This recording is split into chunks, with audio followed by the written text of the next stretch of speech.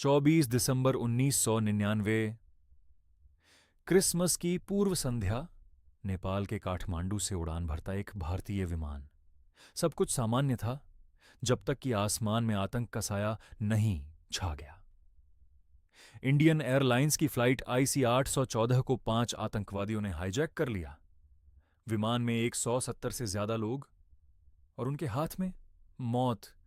विमान को अमृतसर, फिर लाहौर, दुबई और आखिरकार अफगानिस्तान के कंधार ले जाया गया।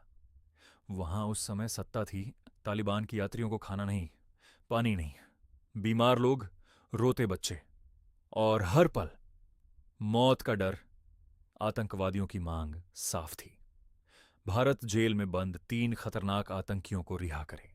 सबसे बड़ा नाम, एक ऐसा आतंकी जो बाद में भारत के खिलाफ कई हमलों का मास्टरमाइंड बना। भारत सरकार के सामने सबसे कठिन फैसला था, देश की इज्जत या 170 जाने। 31 दिसंबर 1999 3 आतंकियों को रिहा किया गया। उन्हें विमान से कंधार ले जाया गया और बदले में यात्रियों को छोड़ा गया। लेकिन उस दिन भारत का दिल टूट गया। पूरा देश अपमान महसूस कर रहा था। और उसी समय भारत की खुफिया दुनिया में एक आदमी ने चुपचाप कसम खाई, यह अपमान बिना बदले के नहीं रहेगा। वह आदमी था, उस समय डोभाल पहले से ही भारत के सबसे खतरनाक अंडरकवर ऑपरेटिव्स में से एक माने जाते थे। उन्होंने आतंकवादियों के बीच रहकर ऑपरेशन किए थे, पाकिस्तान में जासूसी की थी और कई बार मौत को धोखा दिया था। कंधार के बाद भारत की रणनीति बदल गई।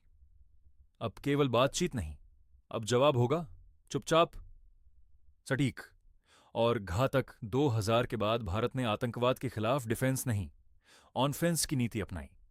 खुफिया एजेंसियां सक्रिय हुईं, सीमाओं के पार नेटवर्क बनाए गए, आतंकी संगठनों की फंडिंग पर वार हुआ।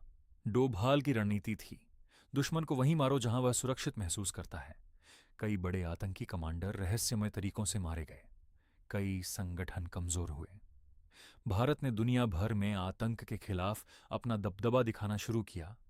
और फिर आया वो दौर जब भारत ने खुलकर जवाब देना शुरू किया। 2016 उरी हमला। भारत ने पहली बार सीमा पार जाकर आतंकी ठिकानों को तबाह किया। 2019 पुलवामा हमला, भारत ने बालाकोट में एयर स्ट्राइक की। ये सिर्फ जवाब नहीं थे, ये संदेश था। अब भारत अपमान नहीं सहता। इन ऑपरेशनों के पीछे रणनीतिक दिमागों में एक नाम बार बार आता है। कंधार का बदला सिर्फ एक ऑपरेशन नहीं था, यह था भारत का बदलना। डर से साहस तक, मजबूरी से ताकत तक, समझौते से जवाब तक आतंकवादियों को संदेश मिल चुका था। भारत अब 1999 वाला भारत नहीं है। उस रात कंधार में जो हुआ वह भारत के इतिहास का एक काला अध्याय था। लेकिन उसी अंधेरे से निकला एक नया भारत, एक ऐसा भारत जो अपने लोगों के लिए लड़ता है, जो इंतजार करता है और फिर सही समय पर वार करता है। और शायद यही असली बदला था। कंधार हाईजैक भारत की हार नहीं, एक ऐसे युग की शुरुआत थी जहां भारत चुप नहीं रहता, जवाब देता है।